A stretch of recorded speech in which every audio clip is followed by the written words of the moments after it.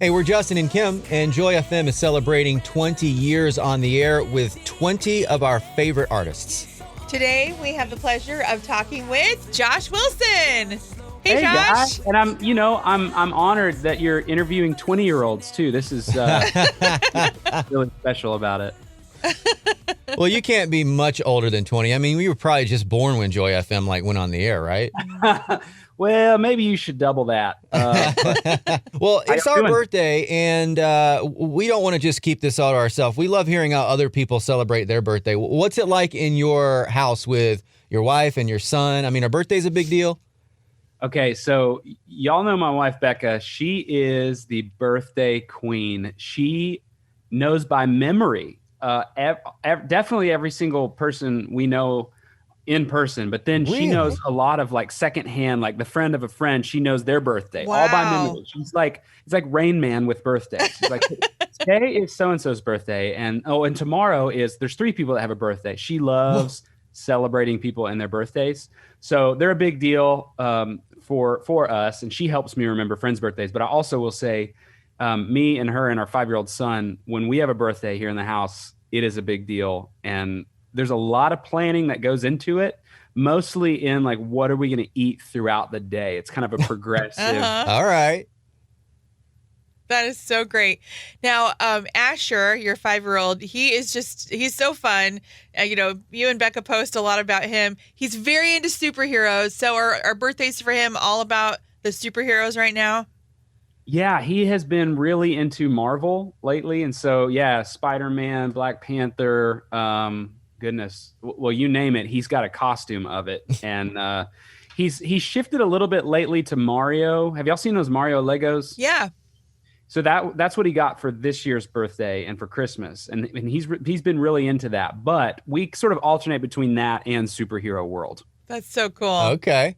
Do you have any requirements for your birthday? Like, personally, I have to have ice cream cake. It's not a birthday unless I have it.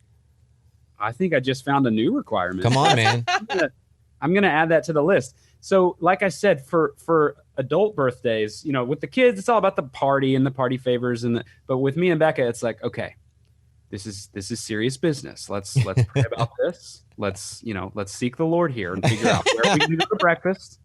Okay, and then after that, it's very important that we know what is the snack going to be between breakfast and lunch. Where's lunch going to be? Where's afternoon ice cream going to be? Where's dinner going to be? And then midnight snack. It's a big thing. I usually get hot chicken here in Nashville. That's kind of our thing. Cayenne dry rub chicken. There's a place called Hattie B's. I usually end up there on my birthday. That's awesome. That's a great spot. Okay, so you recently offered personalized videos and handwritten lyric sheets, which I thought was super cool in your store. So how many of those did you do a lot of birthdays for those, or did you have a favorite message that you got to write? Oh man, yeah, and I'm actually still doing those. So when the world shut down last March, shortly after, I started doing those handwritten lyrics, and it has been so fun because 2 things. One, I've gotten to revisit a lot of older songs of mine that I haven't thought about in a while. And then 2, it's just fun to see what songs people gravitate towards. And so I have, there have been songs of mine that I thought, they're kind of buried in the back half of an album and they weren't radio singles. And someone will request it and they'll say, it meant this to me. And so it's been so much fun. So some of I did for Valentine's Day, we did a sale for the lyric sheets and the love songs. And someone requested my song, One Saved Soul, which is a love song I wrote for Becca. And it's not a super popular song, but it's really fun that it meant a lot to this one couple. So That's it's so been cool. fun. Neat. Well, I mean, obviously this pandemic has changed everything for musicians, right? So you decided, you got creative and you launched this RV-lutionary tour. Am I pronouncing that right? Yeah, that's right. So you're basically taking an RV to people's backyards and stuff like that. How's that been going? Yeah, well, okay. So of course the single is called Revolutionary, and I wanted to find a safe way to travel and to play shows because I did live streams and those are fun, but I was like, man, I really want to see people, but I want to do it in a safe way. And I thought, let's do it in the backyard, in people's backyards. And so, yeah, we got the RV, and it was actually Becca's idea to call it RV-lutionary tour. And I thought that was so clever. And yeah, we just literally like people, there's a form on my website, and this is still going too, where people can fill out, hey, I want to have Josh can play at my house. Here's the thought behind it. And people sort of put in offers and dates, and we just piece it together like a puzzle, and we go play at people's houses. It's been so fun. That is so cool. Imagine, somebody not knowing what their surprise is going to be for their birthday, and then you guys roll up in your RV and play for them. Like, how fun is that? So that's actually happened a couple times where a spouse will book it and not tell their significant other. That's cool. And I'll literally roll up, and then they'll go like, who's this? And they're like, hey, Josh Wilson's here to do a concert. It's really fun. So awesome. So let's talk about Revolutionary. Obviously, in our world right now, we need some more kindness, man. It just seems like we're going back and forth and everyone's bickering. How'd that song come about? Did you write it specifically for this season, or was it just kind of like it released during a time when we feel like we need it most? So I wrote it at the end of 2019 with the election in mind. I knew, of course, I didn't know about the pandemic. That was on the horizon. We had no idea. And of course, all of the racial tension and reconciliation that sort of came to a head in 2020 is still continuing, both here and around the world. I didn't know any of that was going to be in the forefront, but I knew election years are so divisive and so polarizing here in the U.S., and I wanted to put a song out there that essentially says, like, well, exactly what it says. We might not agree, but we can still get along. We can still be kind. Maybe we voted differently. I still want to hang out with you. It's okay. And so, yes, I wrote it with that in mind, but I have been so thankful that this is the song I've been able to sing this year with everything that's been happening, because I've loved seeing the acts of kindness that have happened in the pandemic. You see people going above and beyond for their friends and neighbors and people they don't even know. And did y'all see John Krasinski's Some Good News, the YouTube show he did? Yeah. Oh, yeah. Man, I just love that he, usually the news is like, hey, here's everything that's wrong. Here's everything. He's like highlighting the good things that are happening, and they're happening everywhere. And the song is just a celebration of that. It's saying, look, especially as Christians, we're to be known by our love, even in the middle of all this craziness. That's so cool. I actually got retweeted by Some Good News when I rang the bell that I was cancer-free. So that was like a highlight of my year. That is incredible. That's amazing news. Yeah. That's the best news. Good news. Well, we think since you're so good at writing songs about kindness, we have this thing here called sharing joy. Maybe you could write a song like for sharing joy.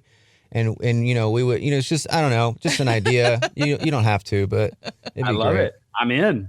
I mean, that's the thing. That's the thing. One thing I love about music is that it gives you an opportunity to spread those things, to say, hey, let's challenge each other to be kind no matter what. Let's spread joy no matter what. And that's what I love about your station. That's what you guys are doing with, both with the DJs on the air, but also the music. And so challenge accepted. I'm going to write a song about joy. That's awesome.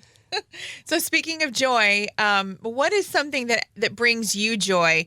It can be something silly or something serious, but we would love to know what kind of lights you up.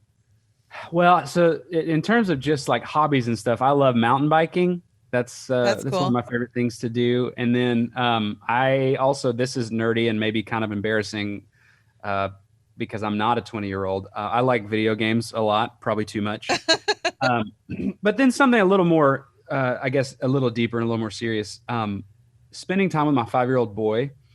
A 5-year-old, their emotions are just a roller coaster. So 1 minute the world is ending, but the next minute it's just the best thing in the world. And riding that roller coaster with him is so much fun. Last weekend we went to Gatlinburg into the mountains and stayed at a cabin, just the two of us. He called it a daddy boy trip. Aww. And there were multiple moments that I literally was tearing up just because of how sweet that time is with him. We were just hiking and he got tired and I picked him up and the sun had just come out and it was sort of shining on us. And so he was like tired and heavy and like just on me and the sun was shining. He was kind of starting to fall asleep. And I can't tell you how much joy I had in that moment. I mean, it was poignant and I'm so thankful God sort of helped me slow down to notice it in the moment. Andy Bernard on The Office, he says, I wish we could know we're in the good old days, like when we're in the good old days. Yes. God sort of tapped me on the shoulder and was like, hey, these are the good old days. So that so much joy from that moment. Wow, that's powerful. Man, and what a beautiful picture of like how God treats us as well, right? Yeah. Yes, absolutely. I haven't even made that connection, but yeah, you're totally right. Just spending time with us and just being near. I mean, it meant everything to me. And so, yeah, to think God wants to do that with us, that's incredible. Mm-hmm. So Joy FM celebrating 20 years. And as you look back over your musical career, is there like a song that sticks out? Like, okay, that song in the past 20 years or whatever it may be, it kind of surprised you. It maybe it doesn't have to be like a song that everybody knows, but it was one that you fell in love with and you still are in love with. Yeah. Are you talking about songs that I've released? Yeah. Or if there's another one that comes to mind, sure. Well, in terms of my music, I think the first one that comes to mind is Dream Small, just because it was one of those songs that did come out of nowhere. I was trying to write about big things, and God sort of like slowed me down in that moment and said, look at what's happening around you. Becca was doing a silly dance party with Asher in the living room. He's like, write about that. Write about your granddad who was a pastor in South Arkansas for 40 years. Write about these little things that make a big change. And typically, I'm a pretty slow songwriter. That one came really fast, and it was just kind of a gift that God just kind of laid in my lap. And it's a motto I still try and live by, to dream small, because the little things matter. And we still sing it to our son every night at bedtime. So that song in itself, it's definitely one of my favorites, and also was certainly a gift to me. So I'm grateful for that one. So in the next 20 years, when you're playing shows, or maybe 20 years from now, what's one song of yours that you hope that you're still singing to crowds? It's probably, I'd say most artists probably like their most recent stuff, and that's the same for me. So Dream Small, I think, will always be on the set list. Revolutionary, I think, will be on the set list. And then I always do an instrumental of Amazing Grace. Oh, yeah. I always have. And so that probably I'll keep going there too. I mean, that clearly I didn't write that song, but it stood the test of time. It is amazing, though, to watch you play that. Good. Wow. It's fun to play. It's a good reminder to me every night why I'm standing on that stage, and that's because of God's grace. Josh, we love you, bro. Thanks for taking time to chat with us today and helping us celebrate 20 years of ministry here in St. Louis. You're a big part of that, and we're so grateful for you. Man, I love you guys. I've already played a few of these RV shows in the area, so next time I'm there doing RV shows, I'll be sure and give you guys a wave. Yes, please do. Hit us up.